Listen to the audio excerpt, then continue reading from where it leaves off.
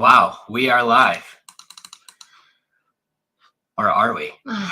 We are. I don't know if we're on all the platforms. We are brand new at this. So messy, massive action as always. So I see some people are tuning in. Okay. Well, that's the name of the game, guys. It's just taking action. So we have a new platform. We used to do these live podcasts on a Zoom. We would record it, live audience, and then we would upload it to all the places, right?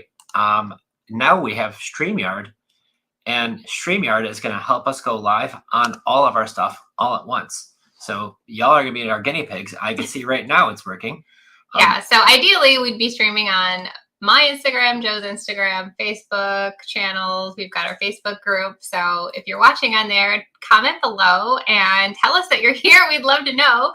And if you have questions, certainly pop in and let us know what you got going on today. So it is a beautiful sunny day here in Florida, a little on the chilly side for us, but we know warmer weather's on the way. And we have just been busy around these parts. It's working, babe. It's working. We're live everywhere. Well, I don't think your Instagram worked, but we'll figure that out later. That's all right. I don't have that many Instagram followers anyways. Hey. I do, but you know. You do. You got some love over there, but. For sure. Absolutely. So, yeah. We got some cool stuff we're going to talk about today. We have one of our real estate investing friends, Ray, who's supposed to be here. We don't know where Ray's at. He is literally, like, probably busy doing something with his land flipping business because he is all over the place. He is a traveler. He loves to. He is Mr. Worldwide, guys. He's persistent too. Like, guys, when he pops in, ideally, any moment now, we'll be able to ask him some questions. But I love following him and his story is incredible. But what he shares consistently is awesome too. Well, then let's talk about our story. We got some stuff going on right now that is really awesome. We have not shared this with anybody yet. So this is the first time we're going to get to talk about it. But what are we doing next week, dear? Oh, same old. No, I'm just kidding. So we are actually doing something pretty exciting. Yeah. So Saturday we fly out of Florida and we're flying to Phoenix, Arizona. Yeah. And we're going to be hanging out with some real estate friends. Some of you probably heard of Brent Daniels, Wholesale Hotline. Well, we're going to be there Tuesday hanging out with Jamil, Brent Daniels, Pace, and we're going to be live on Wholesale Hotline with those folks and having a great old time talking about real estate. That's on Monday. Monday. We're going to be doing that. And then on Wednesday, we're going to be on Steve Train's podcast. And Steve has been... Real Estate Disruptors? Yeah. And I've been following all of these guys for a really long time. Yeah. I know I'm a huge fan. They say don't get all giddy, but I do because these guys have been doing it for a long time. They're doing a great job. So it's just really an honor to get to be on their podcast, share our story. So for the next week, guys, we're going to be out of town. And the most amazing part is we get to bring our kids. We homeschool. So the kids are really pumped. We have never gone that way in the country. So the time change has been a hot topic in our household. So super pumped about that.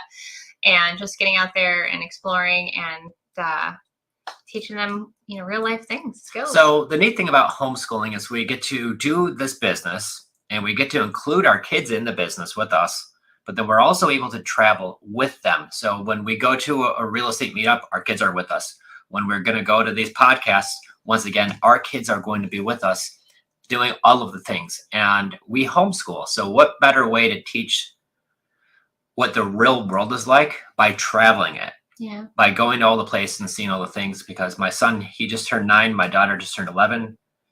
And they've been to way more states at 9 and 11 than I have when I was their age, by far, because we did like the whole chart of all the places we've gone to. Mm-hmm. So it's just really cool to be able to take them with us and let them be a part of it. But that's the neat thing about this business is real estate investing, is be able to do it on your terms, right? Many of you probably know I'm coming up on my 4-year anniversary of when I was able to leave my W-2 job to get to do this full time. And the thing I love about real estate is I get to talk about it, do it, podcast about it, do all of the things, help clients do the same thing. Because when I had my old day job, I see you giggling over there. I used our trick. We've emailed and you messaged and I did Ray ? He responded. So we'll see. I think we had days mixed up here. So we'll see if we can get him in. Oh dear. Okay. He's got some family emergencies and he's on a plane. So we can definitely reschedule. Okay. But the neat thing about it is, guys, when I had my old W-2 job, I couldn't talk about real estate at work. The boss thought it was a conflict. They said it's too distracting. You could talk about sports, you could talk about the football games, baseball games, all of these things, but we don't want you talking about real estate at work because that's a distraction. So one of my things was I wanted to get out of it. I worked at a car dealership in finance, paid pretty decent, a lot of hours, long hours, and guys, it's a grind. It was a grind. I never got to see my wife. I barely got to see the kids. And when I did, it was more in passing, right? It's like dad's running out the door to work or dad just got home and the kids are going to bed because it's late. All of those things. So it really didn't give me the lifestyle that I wanted. Mm-hmm. And now that we get to do this, it's a blessing. I'm getting to watch my kids grow right in front of us. Yes, we're around them every single day because we do homeschool. But that's part of the fun too, right? I've known a lot of super successful people. And a lot of these guys in general, not overall, but a lot of the guys that I knew that were super successful all had the one thing that I wasn't around enough for the kids. I didn't get to see the kids grow up. I was never home. And that was the one thing that kind of resonated with me quite a bit was like, how do I get to do this, but also be around the kids and the family and do it all at the same time? And that's really where I love this business. So is it full of challenges? Yeah, there's always stuff going on. As you can see right now, our guest had a family emergency. He can't be on. Mm-hmm. But we have some questions. I know we've had some good ones happen. So we could dive into some live Q&A today. Yeah. If you have any questions also, drop them in the comments because we're here to help you guys and help you get, maybe it's your next deal, maybe it's your first deal. And a lot of times, just even getting that first deal comes down to mindset. And that's one thing that you're real big on. Mm-hmm. Is there any favorite books that you have? This is driving me bonkers. I don't know why we're blurry. That's the only thing I can notice. There you go. I don't know. I feel like there's a book for all different seasons. I think sometimes we get wrapped up in books and we try to read them too soon and they don't make a lot of sense. But it just kind of depends, like, what's your problem? And you got to ask yourself, kind of start by asking, is there a fear? Like, am I making an excuse about something? And then what's the fear behind that? So if it's, I'm afraid to actually take action and talk to a seller on a phone, then kind of unpack that a little bit. And maybe it's a little bit of a mindset book on that. I don't know. Well, I'm sorry. I'm like scatterbrained right now. Well, and I think that's what it is. It's really taking those action steps and having some clarity. So the first thing that I always say when you're going to dive into anything new is work on your mindset. Work on what is it going to take to get there. And then just taking one small step at a time. I think that's really been the key is how am I going to get my goals, guys? And I will tell you, when I first got started in real estate investing, I didn't know squat. Many of you heard the story. My friend bought a course on TV 24 years ago that he never opened, and he let me borrow it. And it was from Ron LeGrand. And I borrowed it and I listened to the VCR tapes, listened to the audio cassette tapes. I read the book and I just took messy, huge amounts of action. Mm-hmm. Hence, when we're trying out our new system and broadcasting to all these platforms. And it's not working, right? Which is why I'm very flustered right now. Why? It's not working? Well, people are posting on Instagram, but the questions aren't pulling over here. So I was just frustrated. What the heck, Instagram? I know. So Instagram's a funky platform. But otherwise, I do see like Facebook users are popping in here. And I see a YouTuber. So thank you guys. This is just, it's just like, it's okay. You're going to get like a little like heated and maybe just frustrated at times. And you got to roll with the punches. I'm like the perfect example because I don't do well with this. He could, water on a duck's back, let it roll. But I like things to be perfect, and it's just not ever perfect. So we just got to keep rolling with it. So, I would hope things are perfect, but if they're not, I don't care. I still proceed. Because, life is not perfect. Yeah. And I just dialed back to even when I did my first deal. Like, guys, there was times I was crying, like legit dude tears, crying because I was so frustrated over some of these sellers I would talk to and just not knowing the way.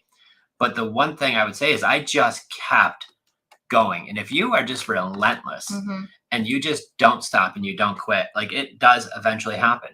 And I think that's what it is. It comes down to just having a determined mindset. If this is what I want and this is what I'm going to do, and then just start taking the action. And it's not just taking any random action, it's taking some calculated things, right? And I think that's where some of the training goes in. Many of you heard how to generate leads for free, right? If you could generate leads for free, the next step is to talk to people. And this is really just that business. It's a real estate business, which means we're here to help people solve their real estate problems. This is why we love creative finance. We were on a podcast earlier today being interviewed. And one of the things I loved about it was we're here to help people with their real estate problems. Not everybody will accept, a low cash offer if the property, if they need a lot of work, I get it. But what about these beautiful turnkey houses? And they don't fall for those low cash offers. And many times they find it as like an insult, right? If I have a $400,000 property and it's gorgeous and somebody comes in and offers me $200,000 for it, I'm going to hang up the phone. Like, we wouldn't get any further on that call. And I would expect that to happen. Mm-hmm. So this is why we love creative finance. And why we call it the creative finance playbook is because there's so many different plays to run. Yeah. She's like, this Instagram. But that's really what it boils down to, guys. So learning this strategy and implementing it is absolutely huge. So I know we had some questions inside of our group. Is Instagram just not cooperating with you? Yeah, well, there's also supposed to be a way where like your comments could kind of like post through so everybody, because like if you're on Facebook, you can't see what people on YouTube are saying or asking. So I guess I was just trying to figure out how to make like a little, that's supposed to bubble up over here. And we've got our tech manager working in the background assisting too. So. What up, Abby? Well, good. Thank you for having us. Absolutely. But I guess we could just read them out loud until we figure that out. But thank you so much for, sharing that you love our energy. We try, just show up consistently. Ray is the man. We'll definitely get him on here as soon as possible. And so somebody says here, I'm trying to help relatives who, hey, there we go. Holy cow. Who have uncle and nephew on loans. Uncle wants to stop foreclosure, but nephew doesn't want to talk to me. I did offer cash at closing. He still doesn't want to talk to me. What would you do? Oh, God, so help this relative's family. Uncle and nephew on the loan. So uncle wants to sell, but sounds like the nephew is probably the one living there. If I had to guess, probably the one not paying, the one who doesn't want to talk, right? So what you're trying to do now is almost be like a family counselor. A therapist, yeah. And that's a whole other thing. And many times when you're in real estate, it's not just as simple as I buy houses, wish it was, but many times, and Lexi could attest to this because she talks to all of our sellers, you're trying to almost be like a counselor for some of these marriage situations. I think of this one couple that we were looking at buying the property here in Florida, and they're going through a divorce, and the ex-wife says that my ex-husband is not going to get any proceeds of the sale unless he breaks up with his girlfriend. And they want Lexi to call him to explain to him how he's got to break up with his girlfriend in order to do that. So I don't think I heard that one. Bluntstown Batman. Oh. Oh yeah, you heard about them too. But that's the thing, guys. I didn't know that was the catalyst. Yeah, they were going to get some cash on closing. Oh, goodness. And they said, well, we have to split the cash, but my ex-husband's not going to get any money until he breaks up with his girlfriend.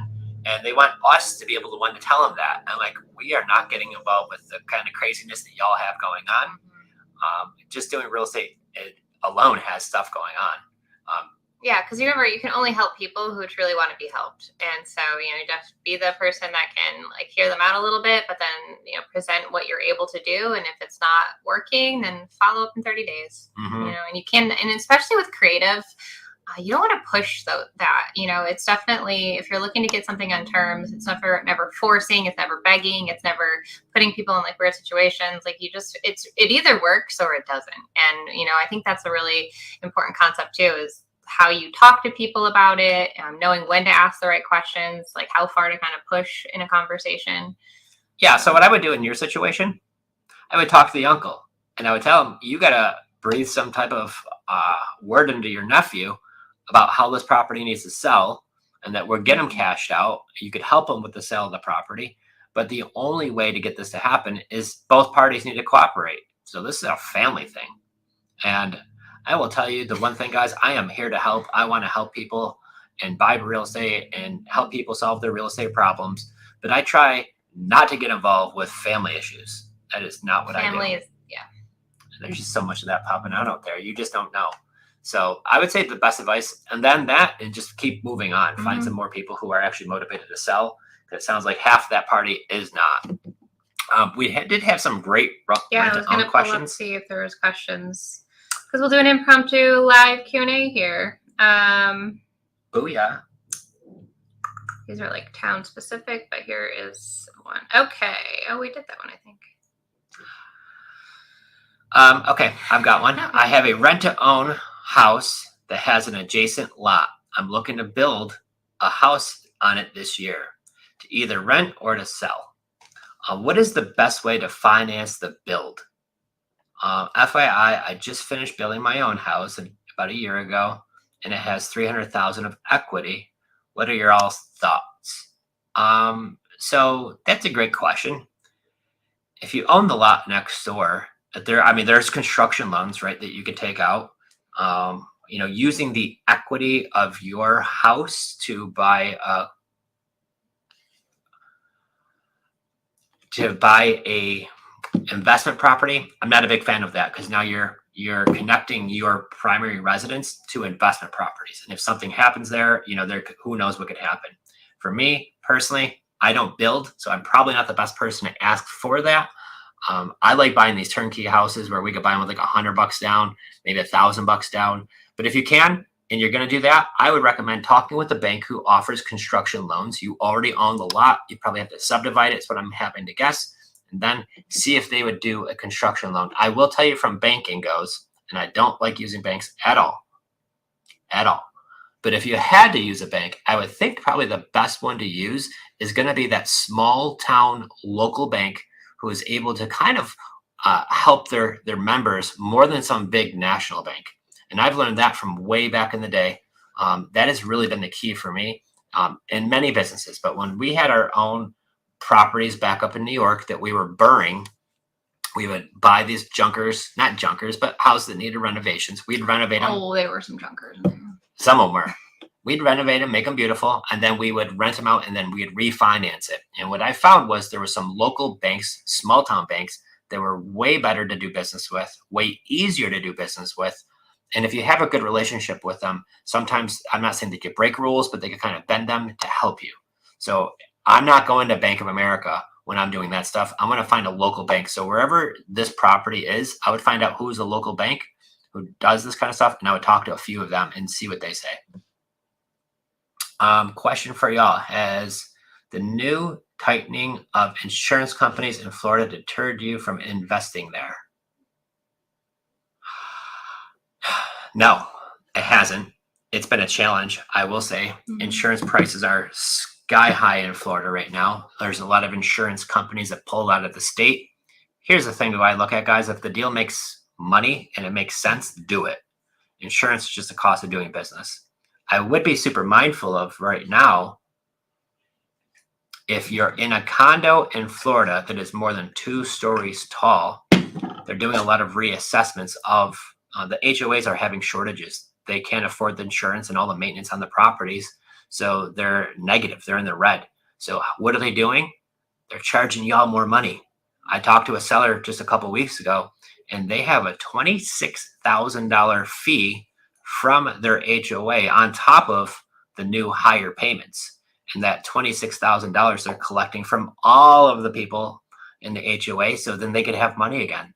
So if it's a condo more than 2 stories tall, you got to be really mindful, because that's the one they're hitting.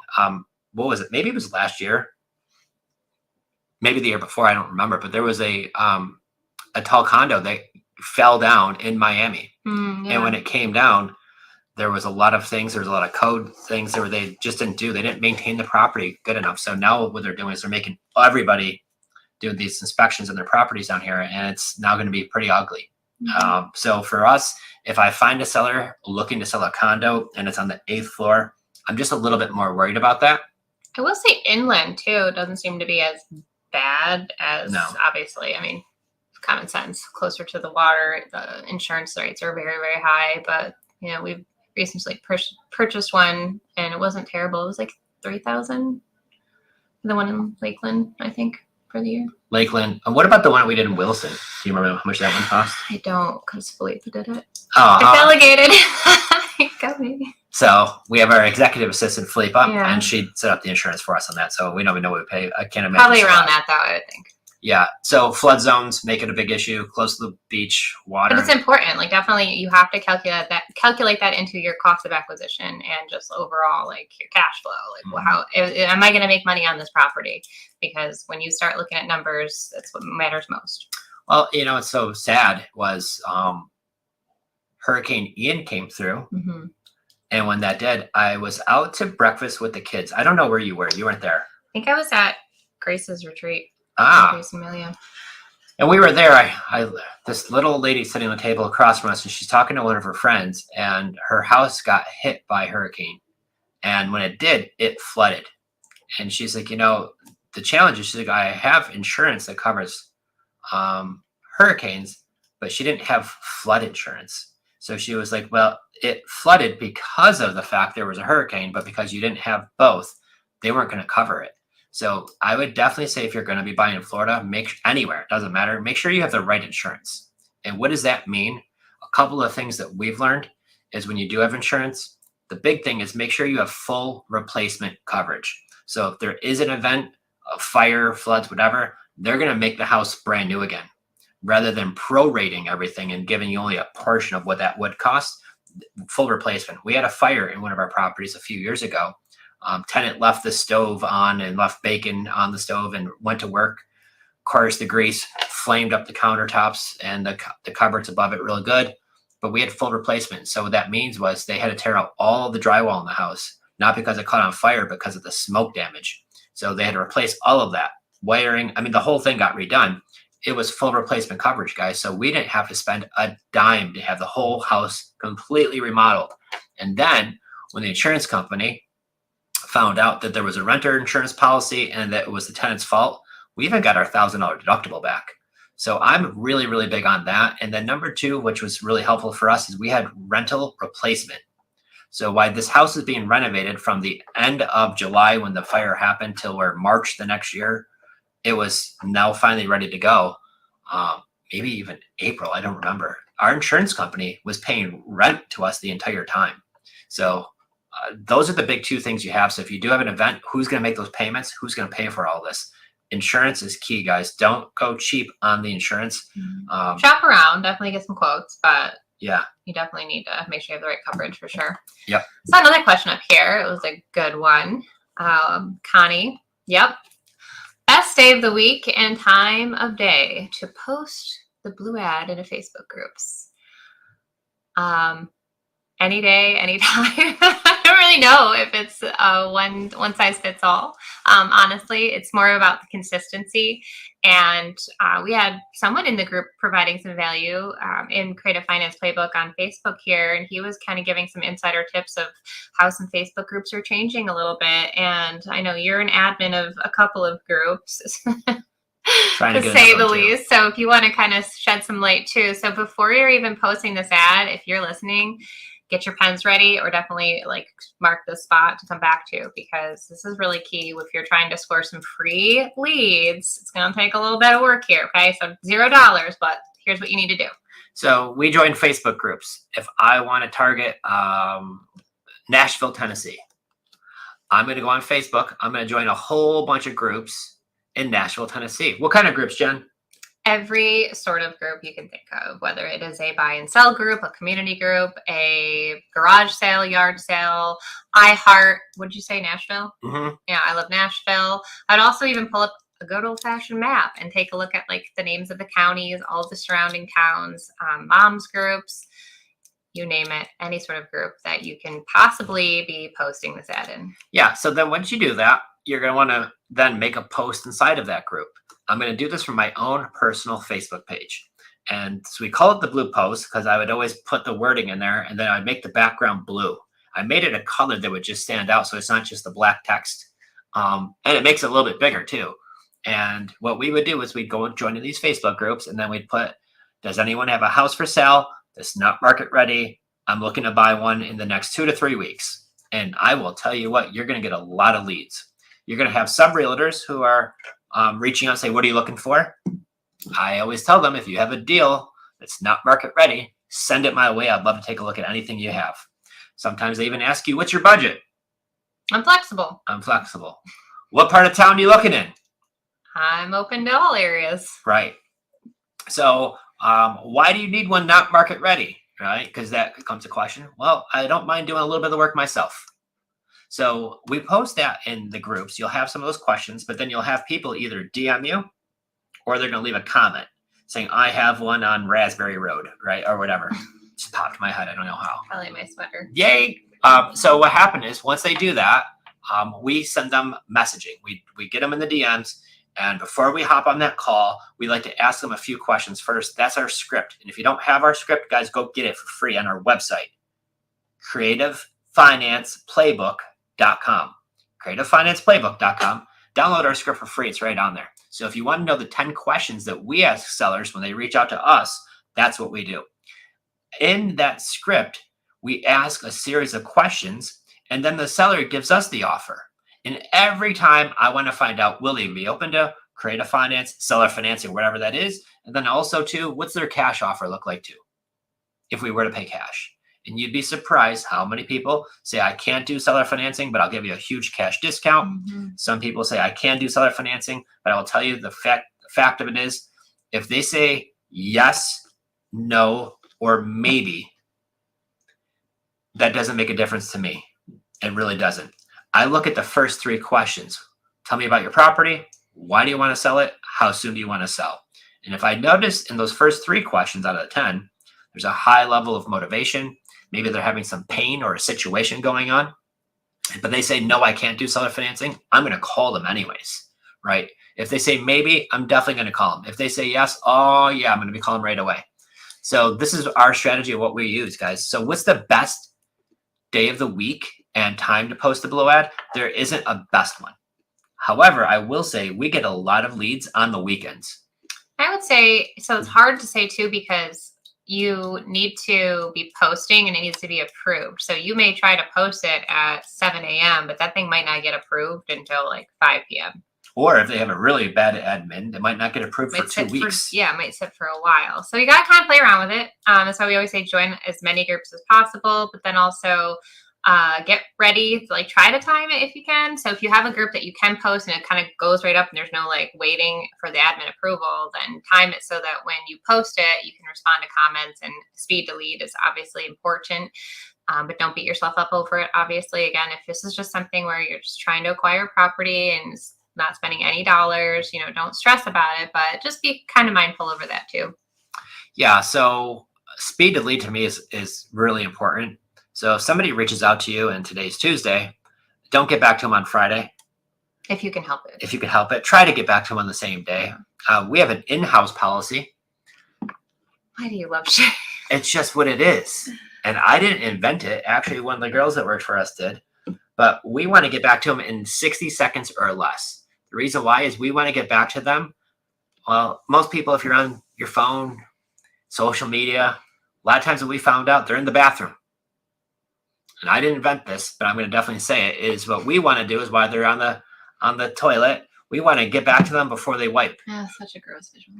I know it is, but that's what it is. I think we got Brittany with us here. Yay. But that's what it is, guys, because what we really want to focus on is how do I get them right away? Do the best you can.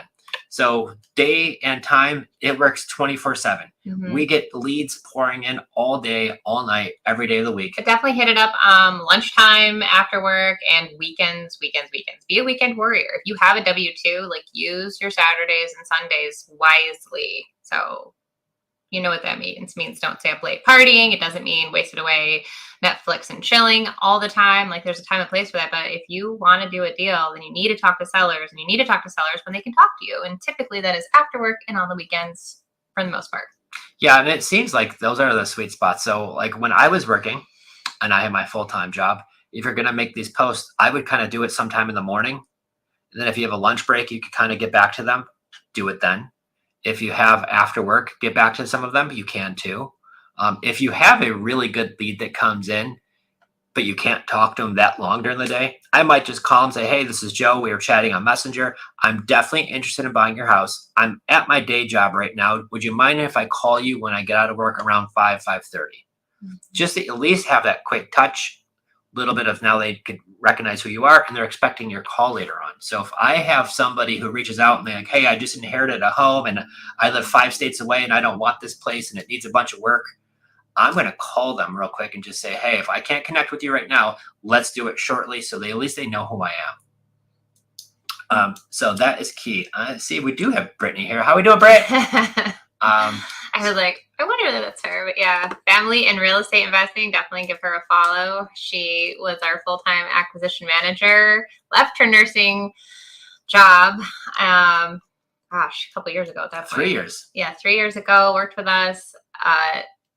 Killer closer. Like, she's amazing on the phone if you can chat with her. And now she's doing this full-time with her husband, Sean, who now came home to do this full-time. So super exciting. Yes. Okay, so I just click this. Does that work? Yeah. I don't know. Okay. Question here. Seller is offering us great price and terms for a fixer-upper. I was hoping to do a subtail, but the renovation costs seem to blow the deal. Is there anything else I can do with this? Thank you. Can you get a better price? Can you get better terms? Right. So longer terms. When the seller is offering you a great price and terms for a fixer-upper, but the renovation costs seem to make the deal not work, I'm guessing probably the price still needs to come down more. So many times what we'll find is we'll have a seller that's willing to give us a discount, but then when you look at the cost of renovations, the time, it's not big enough. So what I would say in that circumstance is to find out what your number is to where the renovation costs don't blow the deal. And that's the number you need to buy it for. If I'm answering your question correctly, there are some times where you might be getting a great price, but you just don't have the capital for the renovations. That's a different story. Maybe you could borrow it. Some of my favorite deals that we've done where we bought it and we didn't do any renovations. We just bought it right. We cleaned it up and then we just put it on the market and resold it right away as is and got a really good price for it too. And we sold it to somebody many times who wants to buy it and still get a good deal and do all the work themselves, or they hired it out and they've got a nice property. Mm-hmm. So sometimes you don't have to do the renovations, but if it's a great price and the renovations are killing the deal, you got to get a better price. And then I was even thinking too, if the terms are good enough, maybe it's not a subtail, maybe it's a rent-to-own handyman special.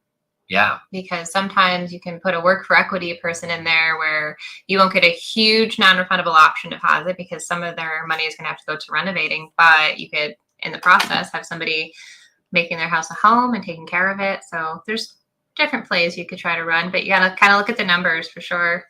Definitely reach out if you need some assistance with that. Okay, I'm going to show this one.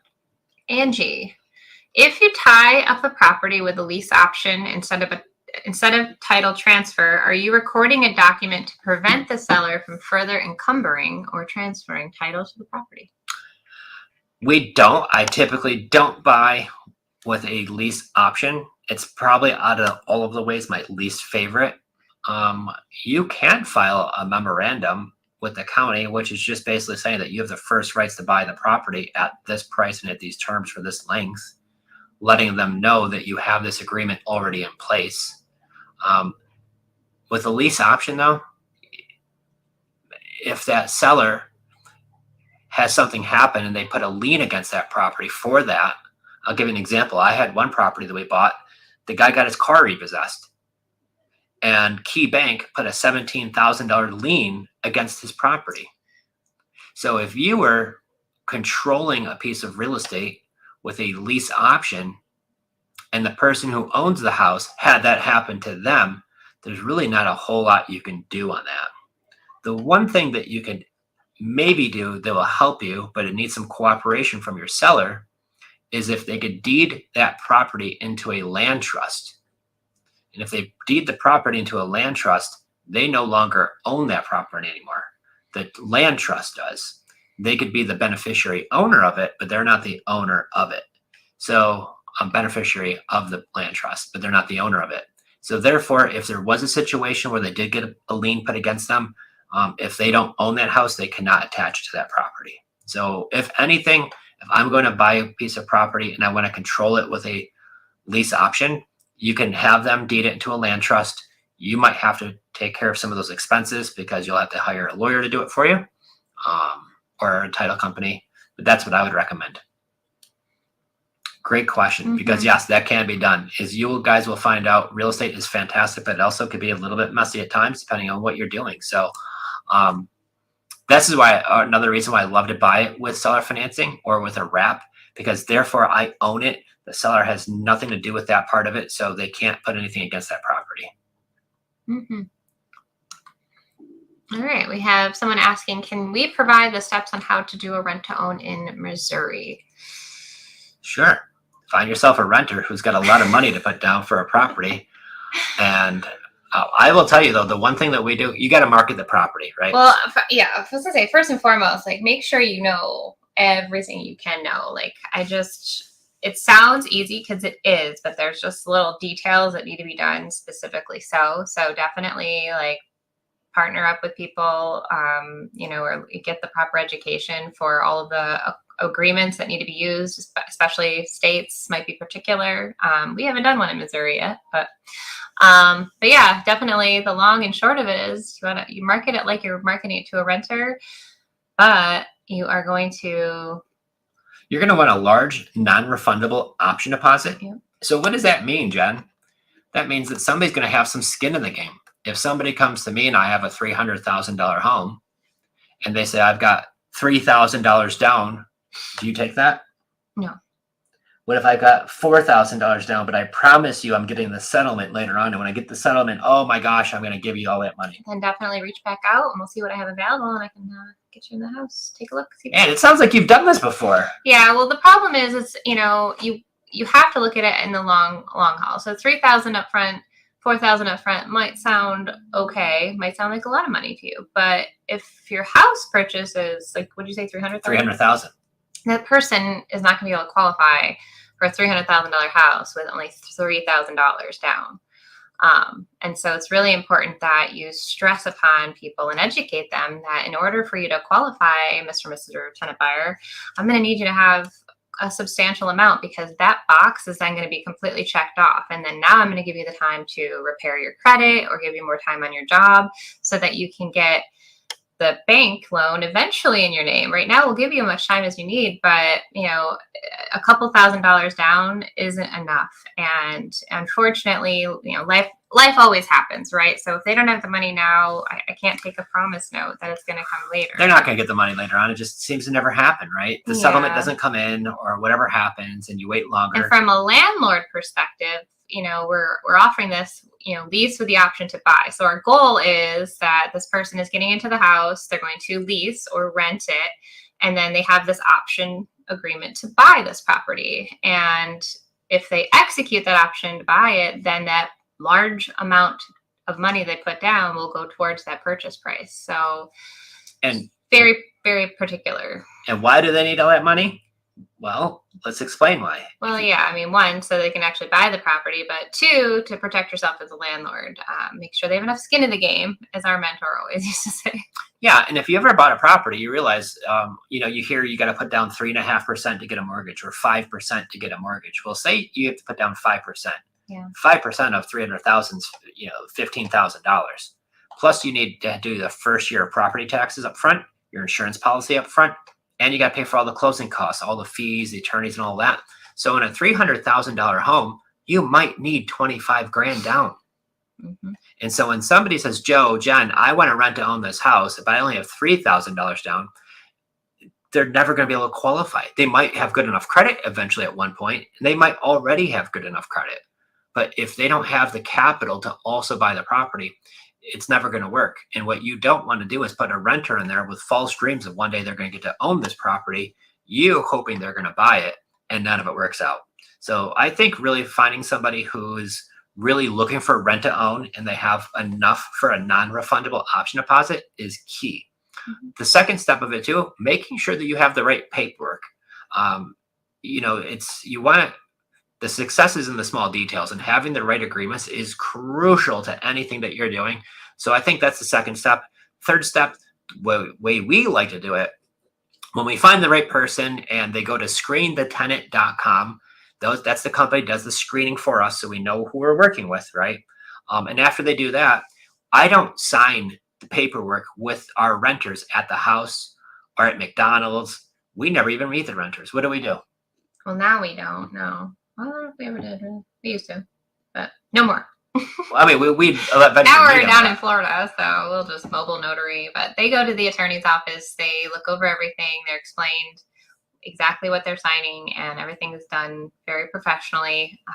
It's not a McDonald's closing by any means. You know, it's like it's a lot of money that people are handing over, and I'd rather it go through attorney's hands and make sure everything is A-okay. Well, not only this too, guys. One of the big reasons why we like to use an attorney. So when we find the right person, we send all the documents to the attorney's office. We let them know who our renters are, what their terms look like. We have the attorney fill out the paperwork.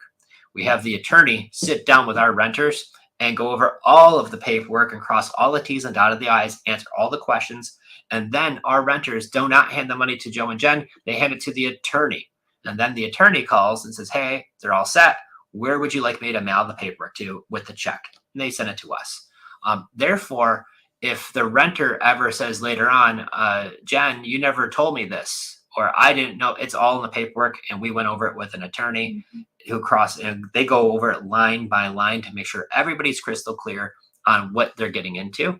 Because you don't want to put anybody in a bad situation, including yourself. Yeah, and so I also want to stress that it's a process. So it's not as, and a lot of people give up on it too soon because they get a lot of inquiries, because you will, and a lot of people just want to rent it, which again, they will want to just rent it, and that's always an option. But if you are looking for the right tenant buyer for the right property, sometimes it happens right away, but oftentimes it doesn't. And that's why when we're negotiating our terms with our sellers, we often try for those 90 days, as long as there's no behind on payments or they're not having, a struggle there with that, because now we're having a little bit of buffer time there to find our right tenant buyer, because there's a lot of people that don't have that money down, but there are people that do have it and that will love the house, and that's your person. So right now we have a property in New York that we're offering rent to own on. And we have a lot of people reaching out. We have a lot of folks who are doing walkthroughs, right? And finding the right fit. Somebody's got to love the house. They got to love the area. They got to love the whole deal. And that's what you're looking for. And if you could create a win-win, that's the best thing about it. And last year we had 3 different families that we helped turn from a renter into homeowners. And we have one coming up. I think it's supposed to be this week. I got to check with the attorney. We got to check. It was like last week, this week. Well, he's a truck driver and he's out of town. So but that's the cool thing. I'm excited for them though. Yeah. So that's what's neat about this business is when, you do lose one of your properties, but you do get a nice door. Oh no, whatever shall we do? But you get a big check. And hopefully you're smart enough to get that big check and reinvest it into a bunch more properties. And if you were on our podcast 2 weeks ago, you heard when we were just doing what we're doing and my phone rang and it was a seller. Well, we're buying this house and outside of Buffalo, New York. If you didn't listen to it, guys, go listen to the recording. It's up there on all the podcast channels. Was it 2 weeks ago? 2 weeks ago today. Yeah, you did the live seller call. Yeah, and we did the deal with $100 down, turnkey house. She has a 2.5% interest rate. Now, we don't have to assume that interest rate. We don't need a bank approval. I don't need a credit check. I don't need to have 2 years of W-2s or Schedule Cs. No. All we did is sounds good to her, sounds good to us. That's at the attorney's office. Hopefully, we're going to close on that next week, maybe the week after. So that's really exciting, guys. And these deals are out there in abundance. Mm-hmm. So just find people who are motivated and help them. Yep. And if you know us, you know that we love Facebook. So definitely build yourself a little Facebook page. That's where it all started in 2017. We went all in with our 5 properties, no longer going to rent them. So I said, what better way than let's build a Facebook page, and then we could go live and we can share all our properties. And I'm so glad that we did, because we have how many people now? 8,000 followers or something crazy. In our Facebook group? No, our 585 Rent to Own page. Yeah. I think there's like 10,000 people on there. Yeah. So either way, like what once upon a time was just posting for like my mom, basically. That was the only person that followed us. Shout out, Sherry. Yay. Thanks, Mom. But still, it grew over time. So sometimes when you're doing the thing, you can't see, 2 feet in front of you, it seems, but looking back, wow, like it's crazy to look at some of those videos. So definitely Facebook business page, make sure you have one. Your personal page, friending everybody, Facebook groups, marketplace, just be careful with that. I know Facebook's very picky. And then anywhere else, like Zillow, throw it up there as a rental, but explain in the details, rent to own, and tell everybody that you have this property. And good old fashioned bandit signs, just, watch out. I love those yellow signs right in the front yard. They're big, they're handwritten, they're ugly. They're supposed to be ugly. Towns don't like them. But. If it's on the right side of the sidewalk, there's nothing they can do about that, right? So we put those in the front yard because that attracts a lot of eyes with the phone number. They call, they know that's the rent-to-own house. And just from all those things Jen just said, if you market the property correctly, you will have a lot of people reaching out to you. Mm-hmm. And why is that?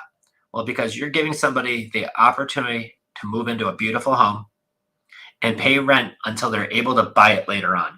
So they could make it their house. They're going to make it their own. They're going to do landscaping. They're going to treat the property better than any tenant would because a renter is just going to live there forever long and then move out.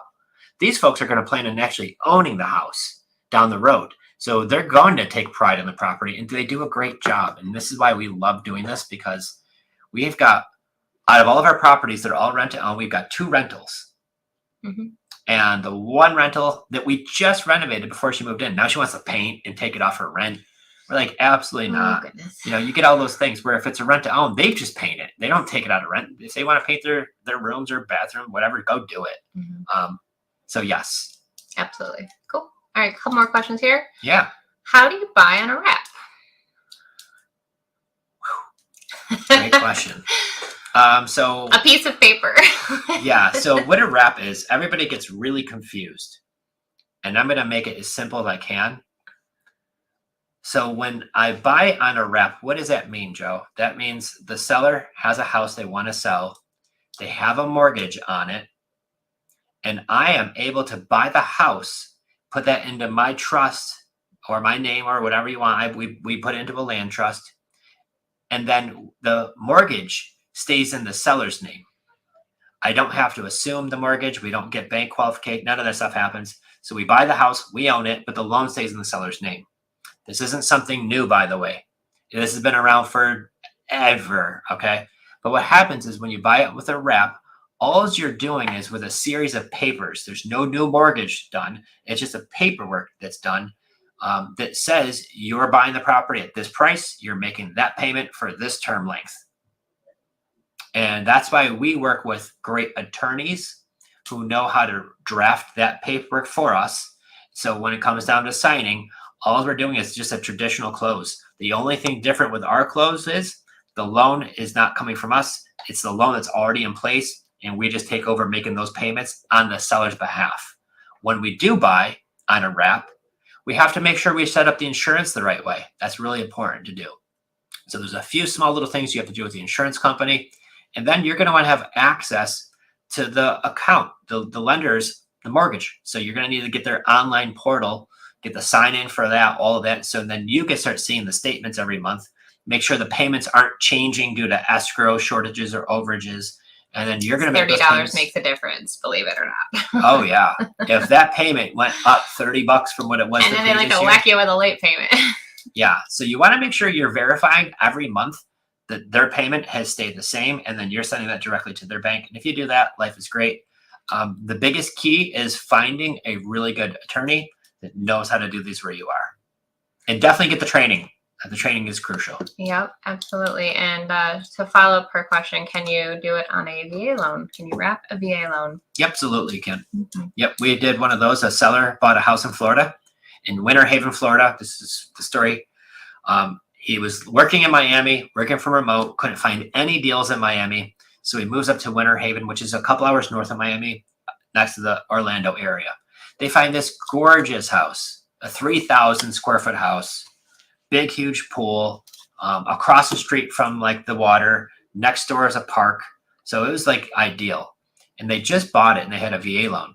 The challenge was he bought it for $560, but he owed $568 on it because with the VA loan, he rolled in all the closing costs. He was in the house for 1 month, and that's when he needed to sell because their son had autism, and they were applying to get him into a school in Texas. And the school in Texas for the last 3 years kept on not letting him in. Well, as they move into the new house, their son finally gets approved for this school. He's like, Joe, we're moving. I need to sell this house. They already found their next house. They don't need to qualify for a second VA loan because they're just going to do a conventional loan. And he's like, I want to sell this place. I told him how we could buy it. I explained to him how this works. He says, I don't really know if I want to do that or not. I'm going to put it on the market and list it with a realtor. I said, well, if you just bought it for $560 and you list it with a realtor, what are you going to list it for? He said, $580. I said, you realize by the time you take out a 5 or 6% commission and some closing costs, you're going to owe a lot of money at closing to get rid of this house. And he says, yep, hopefully I get over asking. I said, that's fine, but don't tie yourself into a long agreement with this agent. Well, come opening weekend, they had an open house. Not one person showed up. He called me the next, I think it was Monday or Tuesday, said, you have a deal, let's go. We bought it with no money down.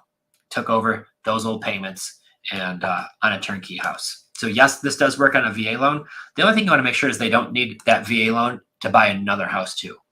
But can they qualify for a second mortgage? They sure can. It just might be a conventional mortgage where they have to put a little bit of cash down. Great question. All right. I'm just going to drop our website. So I see some people asking, like, how do you learn? How do you start? Guys, head over to the website right there and we can book a call. We can chat. You can also get that script Joe was talking about. So I just wanted to throw that up there if you haven't already. CreativeFinancePlaybook.com. Yeah. So if you have questions, you guys want to connect, maybe you have a deal, maybe you want to learn how to do this and you want us to show you guys, we could love to talk about it. We have a lot of our clients right now who are crushing it. This is one of them right here. Good question. We have a property that requires repair demolition of a 3rd floor balcony. Our tenant buyers are currently living in a hotel and would like to move in ASAP. They're paying $1,000 a week. They want to stop that. The repair is expected to potentially take 6 more weeks. Is it completely out of the question for them to live in this house while the repair is being done? It would just affect the primary bed and bath.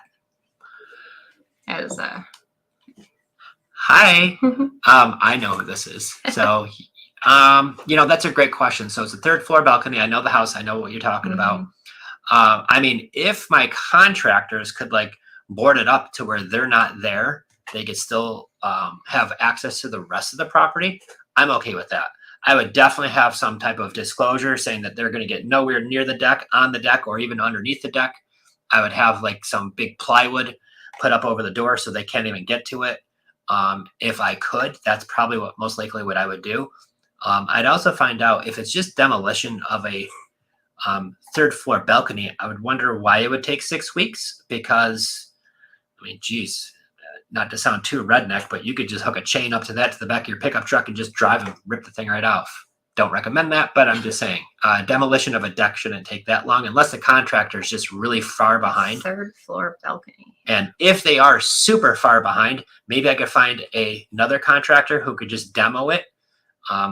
Those would be the 2 things I would recommend. Yeah. Great questions. Okay. I had asked, how do you mitigate the due on sale clause? Jose, that's a great question. It's the age-old question.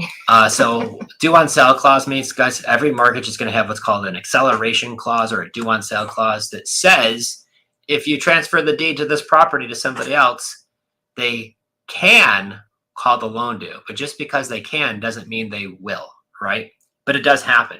So what makes it happen? Sometimes it's just you have a really small bank or credit union that found out what's going on and they want to do that. The one thing I will say is if a bank has the insurance set up properly and you're making the mortgage payments on time, it could be 1 out of 500, it could be 1 out of 1,000 that might actually call the loan due. So there's a few things you could do if you're really that worried, or maybe you have a seller that you're talking to who's really worried. What do you mean? You're going to buy the property, but the loan stays in my name. What happens if the bank calls the loan due? Well, you could buy the property on a contract for deed or a land contract, it's called. Many different names, but all that means that you buy the property, but instead of the deed transferring over to you, at the sale, it sits in a third-party escrow account. So it doesn't come out of the seller's name until they're completely paid off, your seller. Then that loan would then the deed would transfer over. So that is one way to do the deal where you do not have to worry about the due on sale clause. So you buy the property, you own the property, but the deed doesn't transfer over to you. It stays in the seller's name. It just sits in a third-party escrow that just, once that house has been completely paid for, then that deed is allowed to transfer, and that will now create the bank not to do the due on sale clause if it's really that worried. Me, guys, I just deed the property into a land trust. And I heard one title company in Florida that did something really kind of unique that I liked. They deed the property into a land trust, having the seller as the beneficiary of the trust. And then there's documents where now they're assigning the beneficiary interest over to your LLC. So if the bank ever says, Jen, I need to see the original land trust documents, you could send that to them, and they're going to see that it's got the original seller's name still on it. So I've heard that technique, which sounds kind of interesting. But once again, we just buy it, we deed it into a land trust, and we just make the payments on time. Boom. How about, do you ever do bare land deals for development or move-in ready homes? Do you do manufactured homes without land? Okay, 2 questions. Do we do manufactured homes without land? So sometimes we'll have somebody reach out, they have a mobile home or something like that. If the land, the dirt underneath the property does not come with the housing on top, we do not buy it. So there's many times, especially in Florida, there's a lot of mobile homes down here. I've got one right now, not too far from us actually, and they want to sell it. The first question we know when it's a mobile home is, do you own the lot, or are you renting the land? And if they say they're renting the land, we don't buy it. Because if you do, all you're buying is the tin can, the mobile home that's on top of it, but you're not actually buying the dirt. And we don't do that. However, do we do bare land deals? We love land deals. And we don't develop them, but there's been many times where we find a piece of land, we buy it, and then we just turn around and resell it. And Jen had one that she found on Facebook Marketplace years ago where, I don't know, they were having like some community garage sale in our neighborhood. We were trying to have a garage sale. I had like the lamest yard sale in the world. So like 2 I was like trying to figure out how to post our lame yard sale on Marketplace. And I got distracted because I saw a for sale by owner sign. And I was like, oh, this just seems cheap for over here. Like, it's a nice area of town. And sure enough. So we made the deal. We reached out to the seller. We got a little bit better price. We bought it. They said no to terms. They did say no. So we bought it. We closed on it. And then we immediately listed it with an agent and sold it and made a really good return on the money, more than 100%. We've done that now a bunch of times. The one time where we bought a house with a wrap mortgage, and we were driving by to look at the house. We were leaving, and technically it's called driving for dollars, but we were leaving. We saw this little plot of land, and it had this bad little for sale by owner sign. It was kind of like kicked over. You could barely make out the writing, but we got down the phone number and we called these people for months because they won't even answer their phone. Go figure. Somebody has something for sale. They put their phone number for people to call, and they don't answer the phone or call you back. Very difficult. Mm-hmm. But we bought it and did that deal did too. So we've had great success with that. I don't really know if I'd ever want to develop and go through all of that because that's a pain. But would I buy it cheap and then sell it cheap to somebody else? Sure would. Love land deals. I know there's some build to rent, build to buy, but whatever. And if it's your niche, sure. But we really try to stay away from shiny objects, and like we just focus on if it's a land deal, which we'll definitely be talking more about next time when Ray is able to con, and then also just pretty houses, turnkey, without having to do a ton of work. Like, I'm so excited for this one up in Buffalo. Yeah, because that's going to just a clean out. Just clean some of the stuff behind that maybe she left, and then put the rent to own signs in the front, put it on Zillow, Craigslist, Facebook, all the different Facebook groups that are local to there. Start screening some calls, show it virtually. We put a lockbox on the door. We don't show it. We have the folks show up to the house once they've already gotten the phone with us and they've got some money, we've known, and they send us their license. Then once they get to the house, guys, we're not there. we give them a lockbox code if they're FaceTiming with one of our team members. And our FaceTiming, so they're there to answer any questions, but also to hear, do they like the property, or do they love it, or do they hate it? Because if they kind of like it, like, oh, what do you think? Right? Maybe not going to go for it. But we have people that are like, I absolutely love it. Well, there's your folks. And if they say, no, I absolutely do not like it, this doesn't fit, trying to talk to them more about it doesn't get you anywhere. So I love those turnkey houses, guys. And it's just, I'm manifesting at least 19 more this year. well, the thing is this too, because we have some fix and flips and we're doing those virtually. I'm like, yeah, and they're okay, but I don't know. Trying to manage contractors who are not doing a great job or doing all of these things, it just gets to be a little much. When you could buy a turnkey house, beautiful, with $100 down and some closing costs, by far this is the best one that we'd like to do. I see someone's asking, I see you're coming in from YouTube. If you're not in our Creative Finance Playbook with Jenn and Joe on Facebook, definitely head over there. I don't know off the top of my head in Alabama, but I know we've got some clients in that group that might be able to shed some light. So come over there and ask that question in the community that we have growing. It's really awesome. But I just checked my database. I don't have one that we've personally used in Alabama yet. But when I know some people who probably would, though. So if you're not already, like what Jenn said, if you're not in our Facebook group, please join Creative Finance Playbook with Jenn and Joe. Cool community. It's open for everybody. But if you post this question in there, there'll be people in there. I'm sure they can help. And then it'll come back around to you too. Yeah. Lockbox, we just get like it's like sometimes it's on sale for $16 and I get really excited. But it's just got, like I have one around here somewhere, but it's just the digital. You can just scroll the numbers and then not digital. What's it called? The combination, whatever they are. It's just the scroll dials. Wait, I got it right here. Uh-oh, you're in love. Yeah, this one came back to us. Like so. Hold it up there. Bing. So we just set the code and then it pops open. You put your key inside. We try to use the simple one so that nobody fusses or musses. No. So here's what happens. These things could be a little tricky to open. I don't know if that's so find some that are really easy to open. That's the key, because what you'll do is there's going to be many times there'll be people there who are like, I can't get the lockbox open. And that happens. I got you. Oh, you got it. See, I couldn't get it open. I'm that person. You got to put in the right combo, honey. Oh, wasn't that one? Never been set. So then you could just put the key inside. There's a little bit of a button in here that you could lift this up, put it right on the door handle, connect it right back together. There you go. Put the key inside. You'll have a little lever right here that you can set the combination to whatever you want it to be. Put it on the door. You're good to go. Yeah, so we just did a deal up in Pensacola, nice, and so we sent it up to the seller. So that's another thing too. If you're doing deals remotely, we send it to the seller before they leave. We ask them to just put it on the door before they take off. Put the key inside.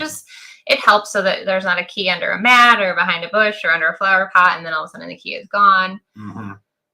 Helps with that. Here's the one thing too: if you're going to show a property and you're not there, you're going to want to be on the FaceTime with them. You know why? Because we've had people do this before where we're just on a phone call with them and they don't lock the door. They left it one time. We did a deal in Buffalo, New York, and they left the door wide open. Guys, it's limited deal right now. $14 off Amazon. Go grab it. Yeah, because they're normally like $25-$30. So yeah, it's normally $29.99, but you can get it Prime one day. But yeah, the nice thing about having it on Amazon, you can then just ship right to seller. Use your business card, go. Yeah, so what we do is instead of having it shipped to your house and then you have to get it mailed to the property if the property's not close to you, we just find out the property that we're buying. We tell the seller, can you please put this on the door for us? We have it just delivered right through Amazon, but we have that delivered to their house directly.